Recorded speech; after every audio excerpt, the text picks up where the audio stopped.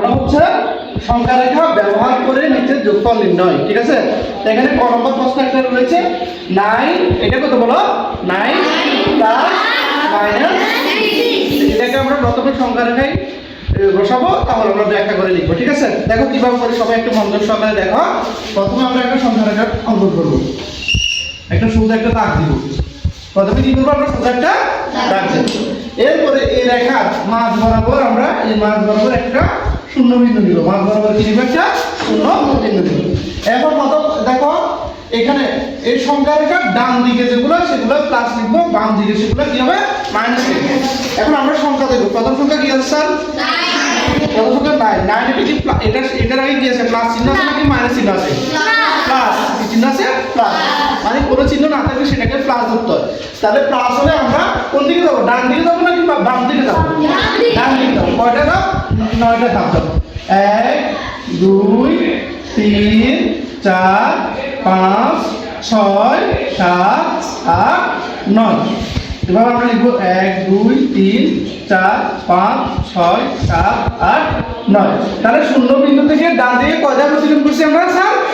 9 ধাপ অতিক্রম করে 9 বিন্দুতে পৌঁছাই। আচ্ছা 9 বিন্দুতে পৌঁছাবো, তাহলে আমরা প্রথমে ঠিক আছে। তাহলে মানটা দেখো এখানে কি আছে, এরপরে কি আছে, প্লাসের সাথে মাইনাস দিলে মাইনাস, প্লাসের সাথে মাইনাস করলে কি হবে মাইনাস, মাইনাস কত 6। তাই এখন প্লাস মান হচ্ছে সামনের দিকে যায় আর মাইনাস মান কোন দিকে আসে, পিছনের দিকে আসে। অর্থাৎ প্রথম বিন্দু যেখানে গেছে সেখান থেকে কোন দিকে আসবে, পিছনের দিকে। কি কারণে? মাইনাস হওয়ার কারণে। কি কারণে? মাইনাস হওয়ার কারণে। আর যদি প্লাস হতো আমরা সামনের দিকে যেতাম। ঠিক আছে, তাহলে এখন এই 9 বিন্দু থেকে আবার আমরা কয় বিন্দুতে কয় ধাপ অতিক্রম করবো? 6 ধাপ। দেখো এই 9 বিন্দু থেকে সবাই খেয়াল করো, 1 ধাপ 2 ধাপ 3 ধাপ 4 ধাপ 5 ধাপ 6 ধাপ। তাহলে আমরা এখানে এসে পৌঁছাইছি। তাহলে স্যার প্রথমে গেছিলাম 9 বিন্দুতে, সংখ্যা রেখা শূন্য বিন্দু থেকে ডান দিকে 9 বিন্দুতে গেলাম, আর 9 বিন্দু থেকে বাম দিকে কয় ধাপ অতিক্রম করছি? 6 ধাপ অতিক্রম করে কোন বিন্দুতে পৌঁছেছি এখন? 3 বিন্দুতে পৌঁছাই। তাহলে প্রথমে আমরা এখানে গেলাম, প্রথমে 9 বিন্দু থেকে গেলাম, আবার পরবর্তীতে আমরা এখানে এই বিন্দুতে ফিরে আসলাম। স্যার সবাই বুঝছো কিনা? এই লেখাটা আমরা আবার বাংলায় লিখে দিতে হবে, এই লেখাটা আবার কথায় লিখে দিতে হবে। কিভাবে দেখো, প্রথমে আমরা কি সংখ্যা রেখা, আমার সাথে একসাথে বলবো, সংখ্যা রেখা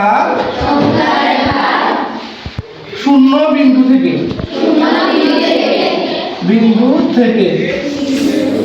কোন দিকে গেছিলাম প্রথমে, বাম দিকে নাকি ডান দিকে? ডান দিকে।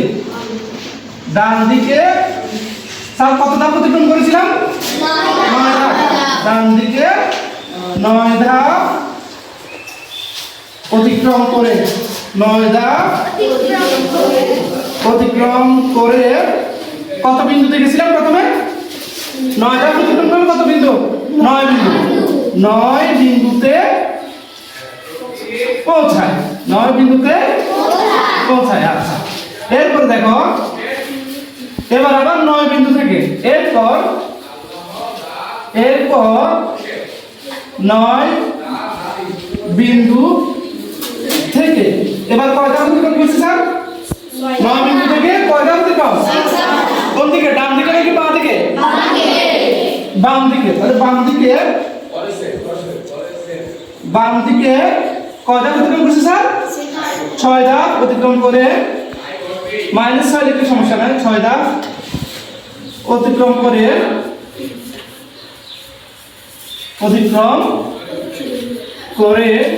স্যার কত বিন্দুতে পৌঁছাইছি? 3 বিন্দুতে। 3 বিন্দুতে পৌঁছায়। স্যার বুঝছো কিনা?